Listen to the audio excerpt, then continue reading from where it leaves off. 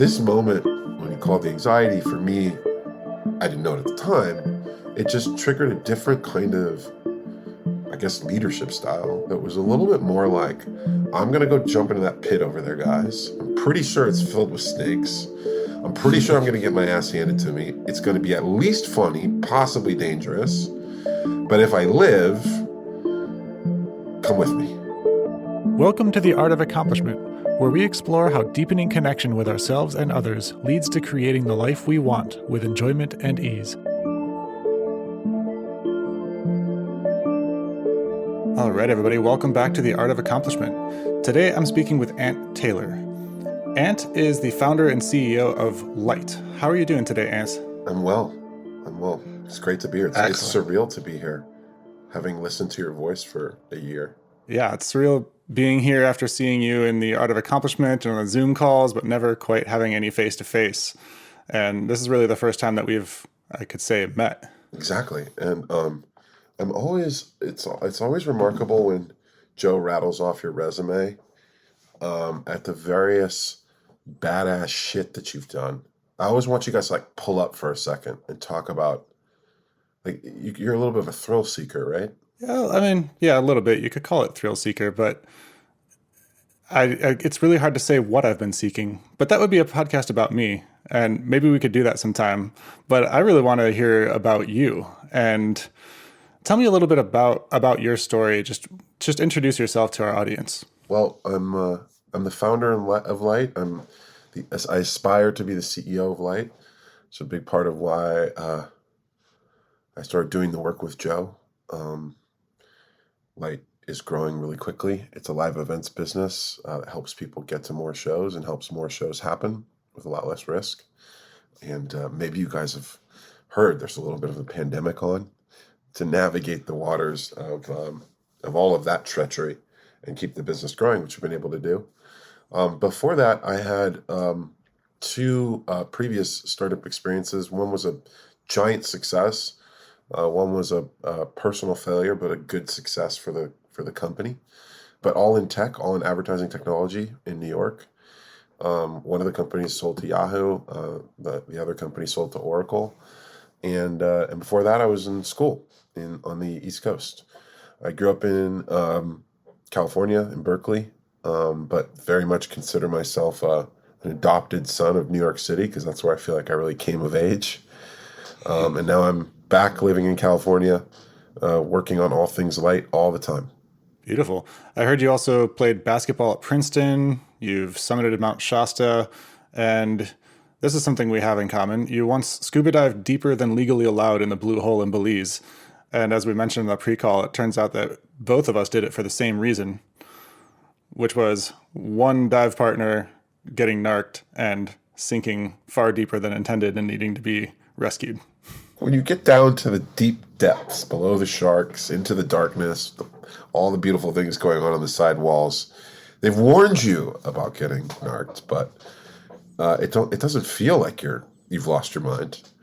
I think I was at I'm forgetting it now, so if I'm exaggerating this, please forgive me, dive master of Belize, Blue Hole. But I want to say I was at it's acceptable to be at 140, right?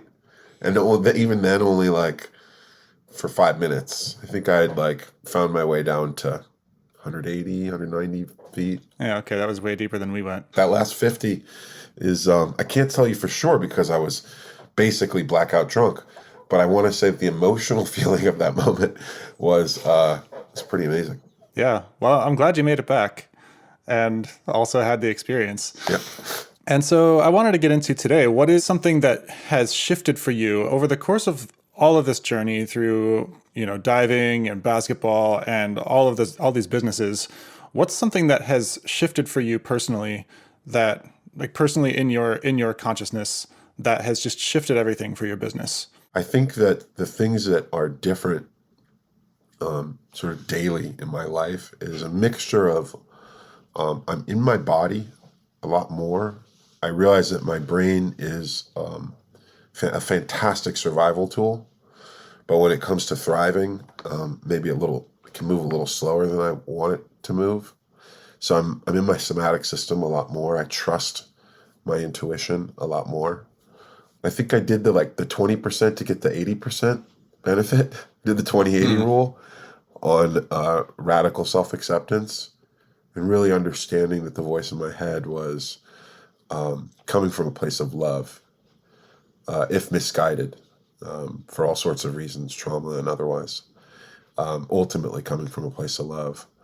And so getting to a place of really accepting who I am, accepting what that voice is telling me, and loving on it as it is trying to love on me, has changed sort of my daily practices and how I move through the world. And I think the last piece is just really embracing my emotions more. That's a constant fucking battle against a lot of muscle memory, the opposite direction. I was like a class A avoider impresario. Like I could just all sorts of tactics to get away from feeling for much of my life. But now with a lot more reps, really see the power of embracing all flavors of emotion all the time. Not just for the emotion of it, but for the truth that sits behind it. Yeah, if I can try to kind of hone that down and sharpen it a little bit, it sounds like you're describing having started from a place of kind of living in your head and in a mental space, feeling somewhat separate from your body, feeling like emotions are just kind of something that happens that are meant to be managed or sort of, put out of the way so that you can continue to meet your goals. And coming into a place of embodiment, feeling your body, feeling your emotions, including noticing the voice in your head, and just coming into acceptance of all of your parts and less dissociation. So tell me a little bit about how your life and your business looked prior to having this recognition. Yeah, the one other thing I want to say on that before we get to that question is there was no epiphany moment. Carpe diem, let's stand on the desk and scream and shout some breakthrough moment in the work. It was much more of a series of experiments and really kind of an ebb and flow of intensity that was just pushing me ever wider into sort of undiscovered country. And that's sort of sustained. Maybe we'll talk at the end. This summer, I've labeled this summer the summer of resistance, because for whatever fucking reason, this summer I just started to just reject, just push back on all, and a lot of old stories, but new stories that were keeping me from the work. But anyway, just to say, it wasn't a single point in time breakthrough. My beloveds at Light have coined an expression for pre-work that is simply ANT 1.0. And I love this because I discovered this moniker kind of by accident when it kind of just slipped out in like a meeting. I was like, oh, I'm sorry. What the fuck is ANT 1.0? Again, part of the lies our mind tells us is like, nobody can see that I'm out here avoiding the shit out of every emotion I have. And nobody can see that I'm managing myself and in my head. And nobody can see that this anxiety is eating me from the inside out. And of course, everybody can see it. Everybody can feel it. It's like the most obvious thing in the world. The way I came to the work actually kind of explains a lot about who I was at the time. We have a 24/7, 365 business. In some respects, there couldn't be a worse business for me to be in. Right? Our events happen all the time at night, and we're building technology by day to make those things work. And it happens all the time. Like when you go home on Christmas vacation, you're going to go see, shows with family. And so there's no real time to kind of pull up. But luckily enough, someone had come to work with us for only a brief time, but she'd come on board. Amy Vernetti is her name. And one day I'm like banging away at my keyboard, and she's like, hey, and she's like a mile a minute kind of person. She's like, hey, do you want to like 10x your life? Do you want to like be a fucking CEO, like a fucking game change CEO, blah, blah, blah, blah. And I don't even think I looked up from my laptop. I'm just like banging away. And I'm like, yeah, of course. That sounds amazing. Just sign me up. No thoughts. There's a perfect complexity in that moment. Like, didn't have enough time to pull up and ask, like, what is this? Who is this? What do you mean 10x? 10x what? Wow. And that sounds a lot like just standard pushy marketing. I don't know, like what was she bringing you? Like, hey, would you like to 10x your life and increase your penis size? And Yeah, I mean, she might have said that. I might have been Sure. like, sure, like it kept banging away. I think, yeah, there was a try, trust her, but like that wasn't the point. The point was the disassociation for me was even in the realm of like taking the right steps to really hit another level of performance personally and professionally. There was a relative detachment to uh, anything. It was just like I've described it as feeling like I was constantly sprinting across a tightrope, destined to fall. Like you can't sprint across a tightrope. Something like the wind could be off. Like you lose focus. But there was just constantly this notion of like I'm going to sprint across this tightrope. As long as I don't look back and as long as I don't acknowledge there's no net below me, I have the best chance at getting within distance to leap out and grab the ledge on the other side. That was my MO. And obviously that's super reductive and obviously missed a lot of things. So, my 1.0 self was prone to a lot of anxiety, really terrible at stress management, high performing, high achieving, no doubt, but at great cost. And the somatic feeling, well, at the time there was no somatic feeling. Let's just put that and make that very clear. except for the feeling of stress and Yeah, but like nothing that I like used as a dashboard, right? Nothing that right. like I harnessed. I brought Joe in soon thereafter. Actually, before I started the L12 work, I needed to do some team cohesion work with my executive team, and there was nobody better at that moment than Joe. And I remember we were doing a view exercise, and but one of like the early, like really elementary stuff, just like getting in the flow of really understanding wonder, I think. And I'm sitting in the middle with Alex, my head of engineering and Light's second employee. And he's kind of throwing me softball. Oh, he's trying to trigger me. That's what it was. But he's like just throwing me softballs. And I'm in the middle of the room, and all my executives are paired off around me, just like randomly. It just sort of ended up that way. And Joe did his annoying thing where he like saddles up next to you, and he's like, "Do you mind if I give it a go?" Bracing for it. Fuck it, what the fuck? By the time, of course, I'm brash. I'm like, yeah, dude, whatever. Like, shoot your shot. Good luck. And he kind of leans in. He's like, your anxiety is going to kill your company, and everybody in this room knows it. Ooh. Yeah. Feel that shit. Feel that shit. You can feel the whole room was just like,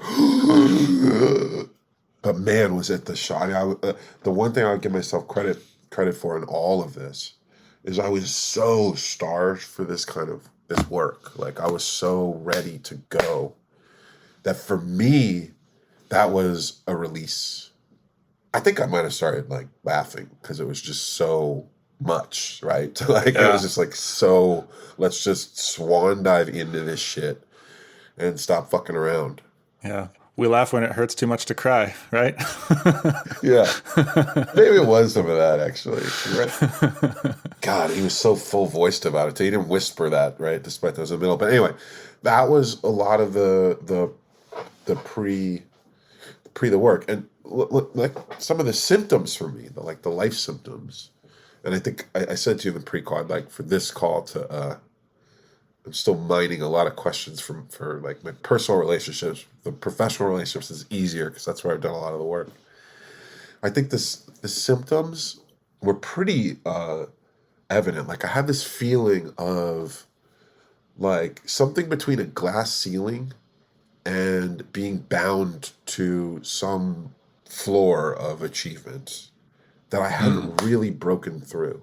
I remember when I started Light, I had such imposter syndrome coming out of my last experience, and really all my experiences professionally, because we'd had a lot of success. Some of it felt earned. A lot of it felt like not earned in a weird way, like it'd come too easy. And there were a lot of things left kind of unknown that I wanted to learn. And so when I started Light, I really wanted to drive every nail. I wanted to learn every part of the process of building a company. And so that had occupied my mental time in a great way. But I still had a feeling of like being sort of bound. Like there was some upper limit of what I could achieve I couldn't put a finger on it. Like I was like, maybe I should have gone to business school like my friends had done, or, maybe I should have taken a sabbatical and tried to write that novel I've always fantasized about writing, or I hadn't done enough to break up my rhythms. Was sort of the mental diagnosis. The other feeling is like that experience of moving through a dream, in a dream scenario where you're running either from something or towards something, but it's like you're running in slow motion and you can't make yourself run faster. I don't know if you've ever had a dream like that, but it was that feeling more and more, and not a present feeling, but like a slow burn in the back of the anxiety, my endless well of anxiety was that kind of weighed on me. So that was a symptom, was just feeling kind of bound. Anxiety was a big symptom. And then a lot of just exhaustion. I pushed my organization hard. It's a hard space that we do our business in. There hasn't been a lot of technology innovation in it for a lot of sort of entrenched reasons. And we had endured through a lot of those things and gotten the company to a pretty kind of good level. But you looked around, I think everybody was sort of bleary-eyed and exhausted. And if I was really honest, that exhaustion stemmed from a lot of the way I moved through the world and through the company. Yeah, so kind of what you were describing there is, at 1.0, you could see it fractally distributed throughout your organization. Your avoided stress, and you knew it was there. Everyone else knew it was there. You had this belief that maybe others didn't see it, and if they saw it, something bad would happen, and it was better just to keep it hidden and pretend it wasn't there. And as a result, one of the symptoms of this is that you kept feeling like you're just in this morass as you're moving forward, and the wins that you have just feel like they come too easy, and then everything else just feels hard. Is it something like that? Something like that. The wins came with Light, felt sweeter. They didn't come easy, but I was addressing a lot of the like surface level imposter syndrome stuff because there were essentially 3 of us, then 5 of us, then about 10 of us building it. So I felt the wonderful dopamine hit of our successes, but they came at the cost of a lot of exhaustion. And there was a sense that like in that hamster wheel that you're in an early stage startup, like every rev of the wheel you felt took the equivalent amount of energy. There was no sort of force multiplier or escape velocity where things just really started to spin. And yeah, some of that had to do with just you're an early stage startup, but a lot of it felt like it had to do with some of the 1.0 tendencies. Yeah. Okay, so let's get into how this transition started to occur and how you started to allow yourself to see and feel what was going on inside you. And starting with this moment with Joe, tell me a little bit about that, what you might have expected to feel if somebody told you something so direct and, truthy in front of your entire team, and what you ended up actually feeling. Yeah. Are we gonna call that truthy? I would say that was just some fucking cold, hard, fucking raw form truth served up in my face. No, I think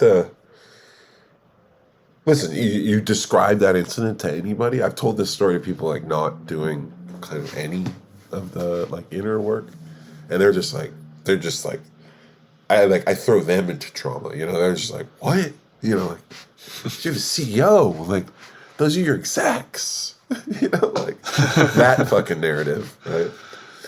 Just remembering to that time, I would have expected to feel defensive, to feel, enraged, offended, hurt, and frankly, to have called it, just like, all right, thank you, facilitator that we've hired.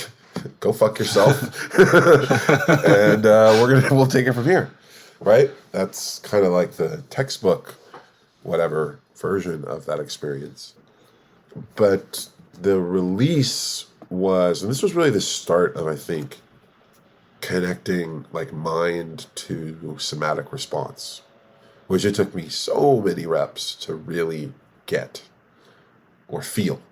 The reality was, to the words you used, when I'm in the presence of truth, my entire system just feels an intense like ease, and almost to the level of like a body high or like a tantric fucking extended orgasm of like, and it's funny that I remembered almost verbatim because I think every word in what he said had such a like resonance, not just to me, but to that room of people, to that community of people that come together to fight their asses off to make light a thing. And it was all from love. It was literally love. And what had been holding you back from recognizing this truth? I mean, the moment he said it, you already knew it was true. It resonated in your system. And what had blocked you from allowing this truth in that you already had known prior to somebody saying it? From an early age, my sort of traumatic early childhood experiences taught me that to feel emotion meant to, and certainly to express it, meant anything could happen, and that I would be physically, in danger. And so I think that cycle of like avoiding that kind of early detection system, or that dashboard that we all carry, is more of a muscle memory, I think, going all the way back. And then, like I said, there was, again, always this notion of a tightrope and of running across it and trying to get away from a past that, was less than ideal, and ignore the risks and pitfalls that lie beneath, and instead just try to get to something where that all goes away, which is a very, if you think about it, it's a very childish kind of conception of the world and of like life. But I don't think it's an uncommon one. The only other thing I would add to what I'd said earlier is that I do think that there is a lineage, a historical lineage that feels familiar to me. A lot of like my father's family came from Eastern Texas in the time of the Great Migration. And we never really talked about it, frankly, as a family, but my father was African-American, and we were all coming out of the South at a time when racial terrorism was, if not legal, then, the law looked the other way on. And so there's that feeling, when I talk about sort of sprinting across the tightrope, there was also a feeling that I think I learned in childhood around just working your ass off to get to a better place than the folks before you, and that you stood on their shoulders to do that. And that meant, in some cases, subjugating your emotions and looking normal, showing up, whatever normal is, right? Looking normal, showing up normal, and achieving. I think all those things were factors in how I would have expected to sort of show up, and why it was so surprising that I didn't. So let's get a little bit more deep into this moment when this truth hit you and it landed in your system in a different way than you expected. It felt like some form of relief. I'm hearing that there was a gratitude for recognizing this truth, and also it was very activating for you. How did that moment continue in the room? Just continue that story. I wish I could do a reenactment of the moment, because I was talking to Crystal, my chief of staff, who is also deep into this work and sort of a comrade in all of it. And I remember her saying, I think it was her second week at the company, and I remember her description of it was just like what the fuck just happened? But it also became a permissioning because honestly, it wasn't even like I took it on the chin and I just kept marching through and I showed the team they could battle this out. It was not that at all. It was more like it cracked me open, and what flowed out of that was a deeper state of vulnerability that I think then allowed the team to show up and go deeper in their own vulnerability. And I think getting a couple levels down into the work in community, right? Execs that are working 12, 15, 16, 17-hour days together, it meant that everybody could go. It was sort of a self-fulfilling prophecy, like, I'm going deeper, so you're going deeper. You're going deeper, so I'm going deeper. And the deeper we go, the more benefit we get from the work. Yeah, I can imagine that everybody in the room who saw this moment with you also felt the similar moment, the similar truth in them. Yeah. And in their role in the company and also in their lives and in their avoided emotions and their stress. Totally. It's one of the great things I was reminded of with the AOA hot seat days. I loved those because it reminded me of the early work with the L12, where we were all still kind of strangers to each other. But I took so much from the stories of strangers who are in the work and doing the, talking about things at the level that I'm thinking about them. In this moment, I mean, this started like a a daisy chain of moments that are all. I mean, sometimes humor for me is a great tactic for avoiding, but for me, humor is really, in truth, it's a way to experience, I think, this work at an even deeper level, and to experience the love around this work at a deeper level. And so this set off like a daisy chain of moments of incredible failure by Light's fearless founder and CEO. Like incredible moments that have continued now for 18 months. I remember we were doing work. There's an assessment called the Harrison Assessment, which is really about charting kind of sort of qualitative attributes, but in the form of a paradox graph. So the y-axis might be my ability to achieve, and the x-axis might be my ability to manage stress. And if I'm in the top left quadrant, I'm a really high achiever who's really bad at managing stress, which is where I still happen to be. I'm just trying to edge my way to the top right quadrant, right, where I can do both well. Anyway, we were doing this work as executives, and it wasn't getting to where I wanted to go fast enough, and I couldn't figure out why. And so we ended up doing a group session, and it's almost exactly a year after this moment.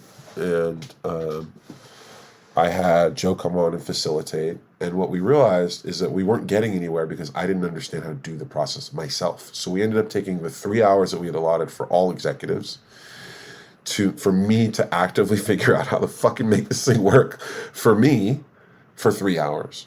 Now, make what thing work? Make this tool, this Harrison tool, really work for what the outcome, which was more team cohesion, understanding each other's tendencies, understanding how these reflected against our V2. We use the V2 MOM process at Light to manage prioritization, with the ultimate outcome that we're all sort of aligned and we're all chasing the right things with the right prioritization. Now, this would have been a mortifying discovery for me, greater than 12 months ago, to realize that I was the problem in the room. But now, 12 months on, it actually became a super intense moment where my team got to watch me fail over and over and over again for 3 hours until I had that breakthrough. And there's no way I can simulate that for them. There's no way that they're going to get it better than to watch me struggle and find the thing, whatever the thing is, right in front of their eyes. And so this moment, when he called the anxiety, for me, I didn't know it at the time, it just triggered a different kind of, I guess, leadership style that was a little bit more like, I'm going to go jump into that pit over there, guys. I'm pretty sure it's filled with snakes. I'm pretty sure I'm going to get my ass handed to me. It's going to be at least funny, possibly dangerous. But if I live, come with me.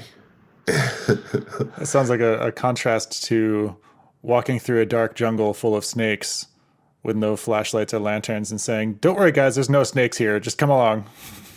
That's the perfect foil or juxtaposition. I think it's, yeah, look, one I can do really well, one I can do authentically. One is authentically me. The other one, like, nobody believed there were no snakes in the fucking jungle. They never believed that. And they became burnt out by it. Some of them left. Like, some of them said, go fuck yourself. I'm not walking into that jungle. I know there are snakes. So tell me more about how things have shifted since then. You've mentioned now this Harrison assessment moment, which was about a year after that moment with Joe in the workshop. And how else does this show up in the day-to-day? Like, describe a little bit more about Ant 2.0. I show up with questions more often than I show up with declarations. I'm in wonder a lot more. The questions are, they're so important. Like, you wake up with a to-do list versus you wake up and say, what does the universe need me to see today? Or, like, what am I curious about today? Those are two very different days. Same shit could happen, very different days in terms of how I show up. How does anxiety move through your system now? I developed some hacks since then. Typically, like, this may or may not be intuitive, but, like, now I know that if I'm feeling anxiety, many experiments on from this first one, right? That it typically means I haven't articulated something I need. Either, like, a boundary hasn't been set, or I'm in that state of, like, managing people where I feel like, oh, I've got to go do something to bring something out of this person or protect them from something, and therefore I need to not talk about the things that I or the organization needs so that I can make sure they're okay. Which, Jesus Christ, does that ever work out? Like, does anyone have any case studies of that working out, like, twice? Like, it seems to work out in teaching us new ways to do it differently. Yeah, there you go. Yeah, that's right. It's successful in that respect. But so now when I feel the anxiety, I name it. There's another person on my executive team, Lawrence Purrier, LP. He's also dived deep in this work. For him, he has a hack where he tries to think about anxiety as excitement. Just that slight mental model shift for him is a real shift in, like, the resonance of what he's dealing with. That had been a big shift for me as well in air sports and base jumping, which was when we had, fear and anxiety at an exit point. Somebody once told me, and this was a big shift for me, like, the other side of the coin of fear is excitement. Yeah. And it reminds me of a tool that has come up through this work, and I don't know where it came from, but I think there's even some studies on this. But if you're feeling anxiety, you can just jump up and down screaming, I'm excited, I'm excited, I'm excited. And it'll actually transform the experience from anxiety to excitement. And then you have just the energy to go draw the boundary or take the responsibility that you're ready to take, but you're feeling anxious about, yeah. Yeah, I think that's totally right. By the way, I love that your example is base jumping, and mine's like the data portion of my staff meeting. I mean, it's all emotional base jumping. That's one of the things I like to describe this work as to a lot of my friends. It's like, yeah, it's emotional base jumping. It's scared me more than actually jumping off of cliffs on many occasions. Yeah, for sure. So the anxiety piece, I like LP's hack a lot. My hack is to name it to my team, and then to find the need. Another part of my 2.x is I started to do the simple thing, like, I want to be surrounded by people who make me stronger. That was a weird one. That, like, came out on another podcast I was doing in remembrance of the murder of George Floyd. I did it for 12 months. On the last month, I was talking to Takidra Malakana, and I said something about how we want to take a look at the board. And I said that, my criteria is, like, who makes me stronger. And that has been an incredible breakthrough for me. The work I do with Crystal, my chief of staff, with Caitlin, my EA, with my executive team, LP I mentioned,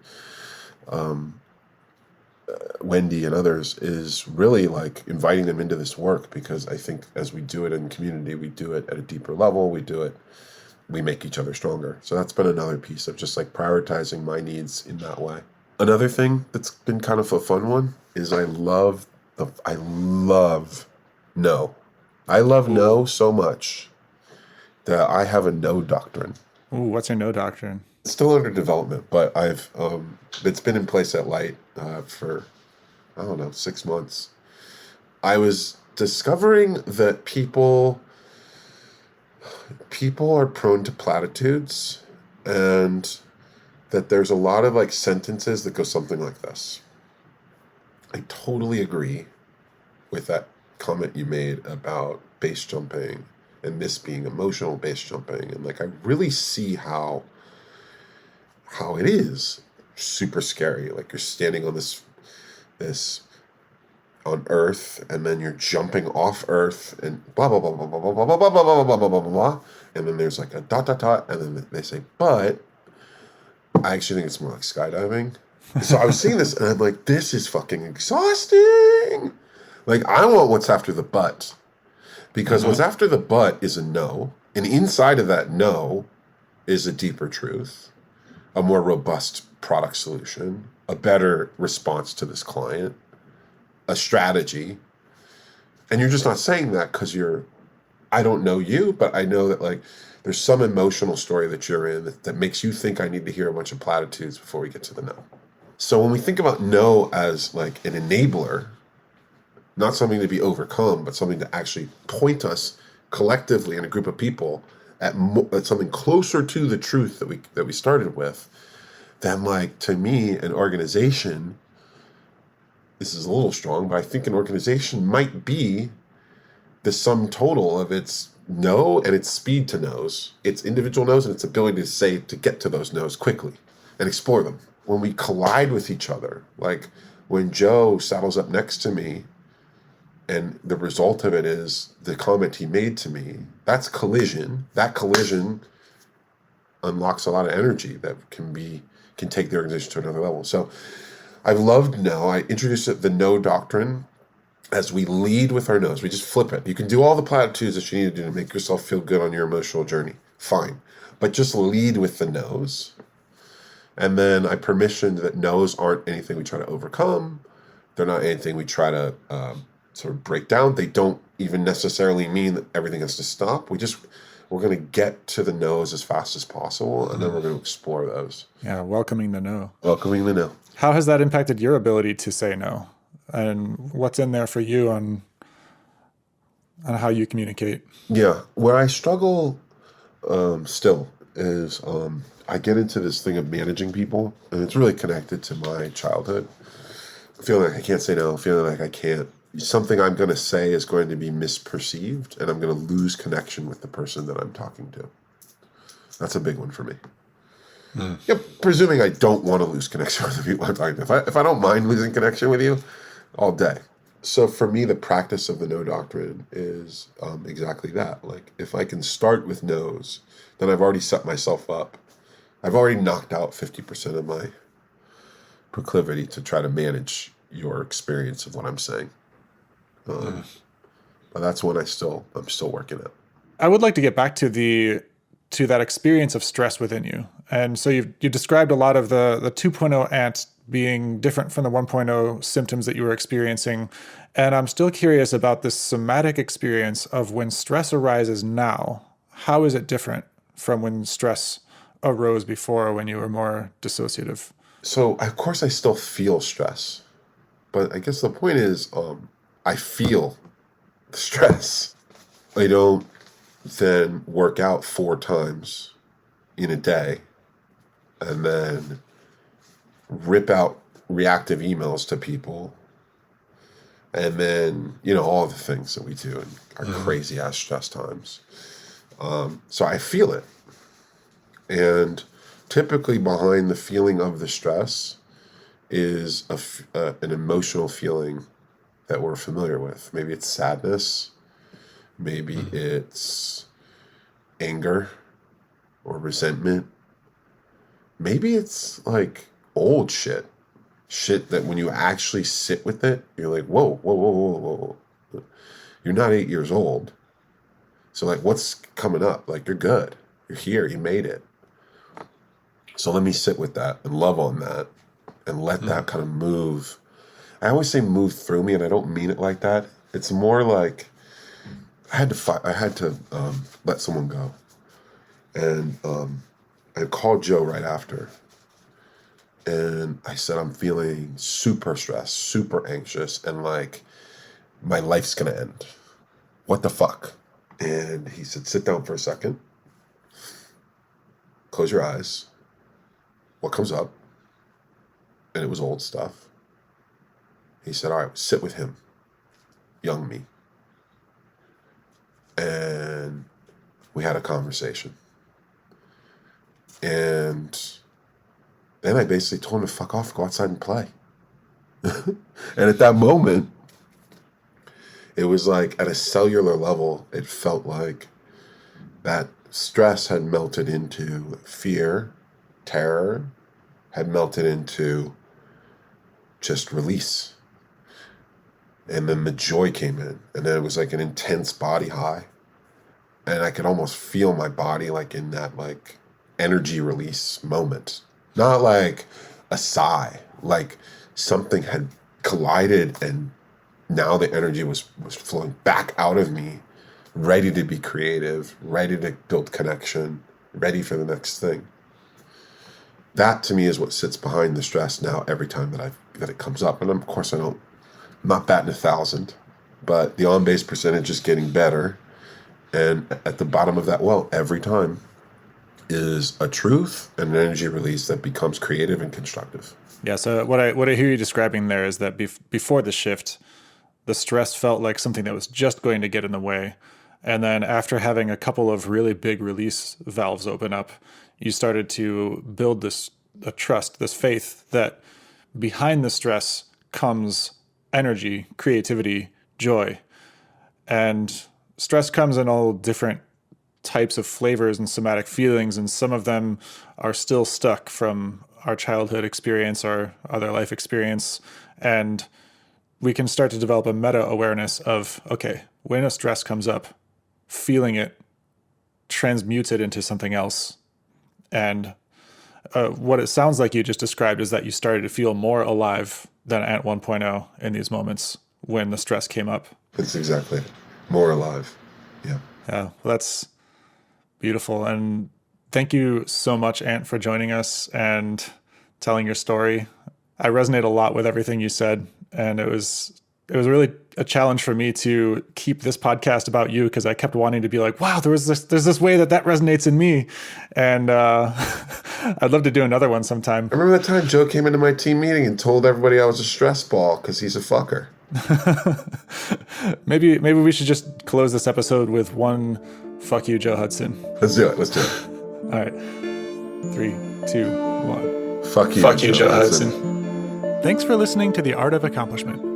If you enjoyed what you heard today, please subscribe and rate us in your podcast app. We'd love your feedback, so feel free to send us questions or comments. You can reach out to us, join our newsletter, or check out our courses at artofaccomplishment.com.